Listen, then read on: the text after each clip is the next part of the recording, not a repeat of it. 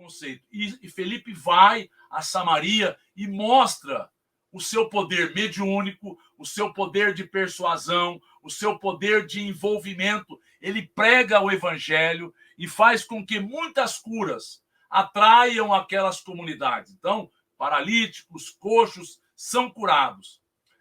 E havia grande alegria naquela cidade. A multidão prestava atenção ao que Filipe dizia, porque ouviam e viam os sinais que ele fazia. Então, aquilo que Filipe foi fazendo, aquilo que Filipe foi propalando, aquilo que Filipe agora foi persuadindo, ele fazia com que curas, sinais, se instaurasse junto àquela comunidade.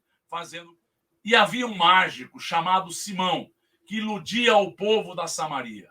Este mágico, eles seguiam piamente. Piamente eles seguiam a este mágico. E todos que ali estavam, ouviam estas ponderações deste mágico, deste mago chamado Simão. E junto com todos os outros da Samaria, ele também foi batizado, pois ele ficara atônito com as curas, com as realizações, com aquilo que Felipe mostrava a todos eles. E Pedro e João, sabendo que a palavra de Jesus estava ressoando na Samaria, se propuseram a ir até lá. Então eles foram enviados até a Samaria. E ali eles impunham as mãos e faziam com que, a partir daí, muitos que ali estavam fossem, falado que recebiam o Espírito Santo. Entendamos. Poderiam desabrochar a mediunidade. E é isto que João, Pedro e Filipe fizeram. Impuseram as mãos e estas pessoas agora começaram a desenvolver. E Simão, aquele mágico, quis pagar a Pedro. Veja bem, para que ele aprendesse a ter este poder. Porque o que ele queria? Ele queria a mágica. Ele queria ter o poder para que ele pudesse barganhar com as coisas de Deus, barganhar com as coisas espirituais. Mas Pedro lhe repreendeu, dizendo: os dons espirituais não se compram. Os dons espirituais são empréstimos divinos, são dádivas do Criador que nós deveremos devolver de forma a não ter recompensa alguma. Não se compram e não se vendem. Arrepende-te desta iniquidade e ora a Deus para que te seja perdoado, pois vejo que estás em fel de amargura e em laço de iniquidade. Então, é esta a proposição que Pedro vai fazer para que este Simão, este mágico, agora fosse reorientado. Tendo pregado, então, tendo Pedro, João e Filipe pregado, eles voltaram para Jerusalém. E o anjo do Senhor falou a Filipe. Quem seria esse anjo? Seria o protetor dele? Seria um espírito que agora estaria vinculado a Filipe? E falou a ele dizendo: levanta-te e vai para a banda do sul, caminho para Gaza, e eis que surge um alto funcionário etíope.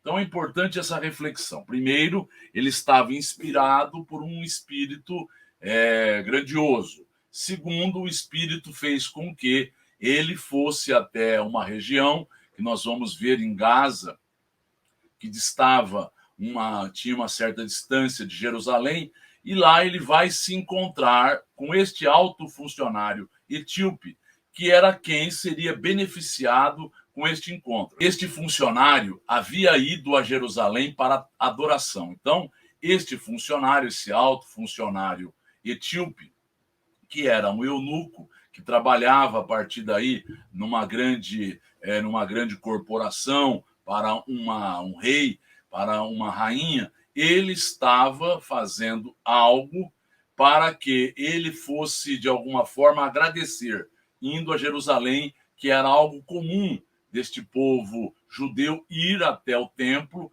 em adoração, em agradecimento, em louvor e assim por diante. Regressava e lia o profeta Isaías. Então, nós estamos vendo aqui esse alto funcionário E disse o Espírito a Filipe: chega-te e ajunta-te a este carro. Então vamos entender. Então o Espírito disse a ele, a Filipe, e ele, em se aproximando deste alto funcionário, ouviu que ele estudava Isaías, o profeta. E se aproximou e, ouvindo que o eunuco lia o profeta Isaías, disse: entendes você o que você está lendo? Como entender se alguém não me ensinar? Então, além de tudo, ele era um homem humilde, um homem propício ou propenso ou afável ao aprendizado. Então, veja, vamos entender. Primeiro, o Espírito diz que este eunuco era alguém a ser amparado, alguém a ser orientado, pois ele estava afável, estava pronto a assimilar aquilo que viria, aquele ensinamento, pois não é tão simples assim. Chegar-se próximo de alguém e este alguém se fazer afável, propenso a ouvir coisas que ele não estava ainda preparado, não estava atilado, não estava atento àquilo. E ele se pôs em condições de compreender. Filipe explicou que a parte que este lia, ou seja, a parte de Isaías, foi levado como a ovelha para o matadouro, e como está mudo o cordeiro diante da tosquia, porque sua vida é tirada da terra. Rogo-te, de quem diz isto?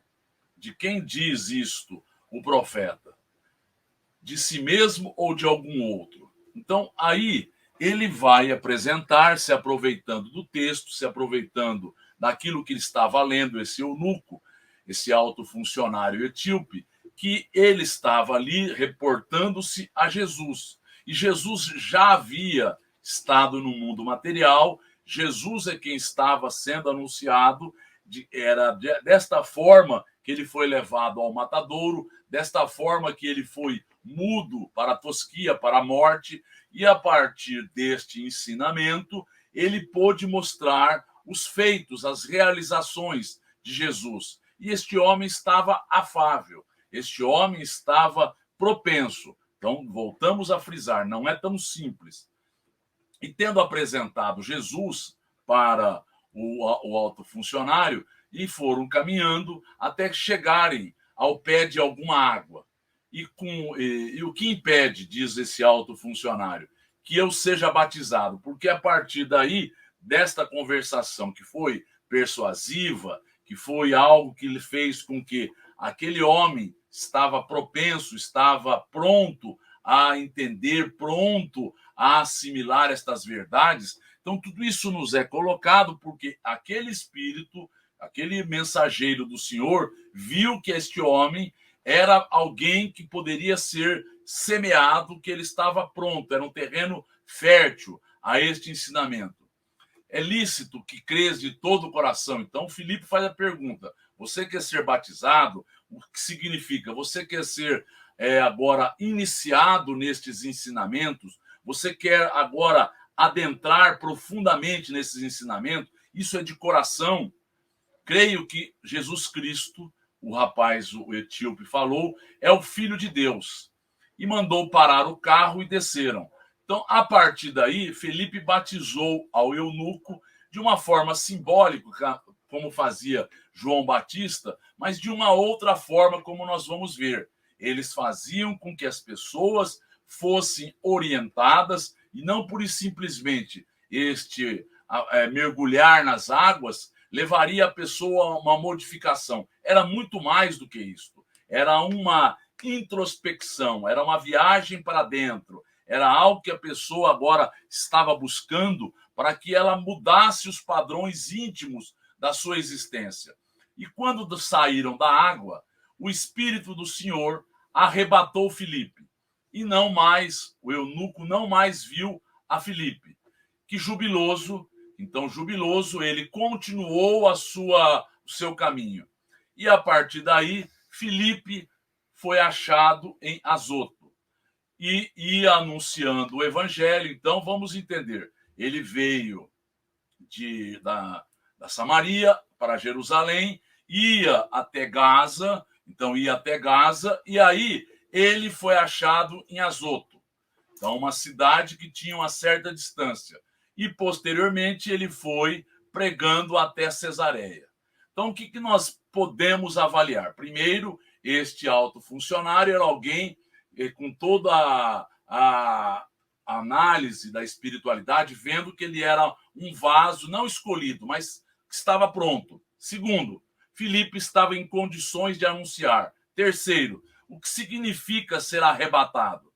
Então, vamos entender as hipóteses, vamos entender as possibilidades. A primeira possibilidade que pode ter ocorrido é a seguinte: Filipe estava em Jerusalém, foi chamado a ir até, em desdobramento espiritual, até aquele caminho que levava ele até as proximidades de Azoto. Então, ele foi levado em desdobramento, ou seja, em bilocação. Em lá chegando, ele se fez visível, ele se fez materializado, ele se fez em bicorporiedade, e depois que ele fez tudo aquilo que o Espírito, o mensageiro do Senhor, esperava dele, ele agora se desfaz, ele agora volta, agora ele aparece em Azoto. Então, isso pode ter ocorrido, um processo da bilocação, da bicorporiedade. Nós vemos, por exemplo, Eurípides Barçanufo fazendo isto de forma intensa. Pode ter ocorrido. E pode ter ocorrido um processo da levitação. Aqui nós trouxemos aqui alguns santos da Igreja Católica. Este Frei Pedro de Alcântara, era visto que ele não apenas se desdobrava, não apenas levitava, quando ele desaparecia. Quando ele estava no monte em que ele iria orar, ele desaparecia da percepção das pessoas. E depois ele aparecia em outros locais. Então, é um arrebatamento? Não é um arrebatamento, porque arrebatamento significa eu vou ao plano espiritual. Por exemplo, eles dizem que Elias teria sido arrebatado e pura e simplesmente não mais foi visível a presença dele. Então, a palavra não é adequada. A palavra provável é que tenha sido um desdobramento, uma bilocação, e a partir daí uma bicorporiedade que desaparece. Ele volta ou vai a algum local em que ele não é mais visível, tendo podido ocorrer um processo também da levitação, em que as pessoas ali estão vendo que ele está andando, mas ele aparece de chofre, aparece num átimo, ele aparece de forma instantânea, como se fosse alguém corporificado. Então, estas são as possibilidades. Então, o que ocorreu? Um fato mediúnico. Então, o que nós estamos vendo é que os Atos dos Apóstolos como nos falava Teresinha de Oliveira, o evangelho da mediunidade. Ali estão fatos e mais fatos de fenômenos mediúnicos. Nós todos teremos a mediunidade. É algo que está implícito, inerente à condição humana. Nós iremos desenvolver a mediunidade. E não é para alguns, não é para um local, para uma circunstância, para uma igreja, é para o ser humano. Quando ele desenvolver estes valores, isto estará muito bem delineado e isto estará pronto a ser utilizado por cada um de nós.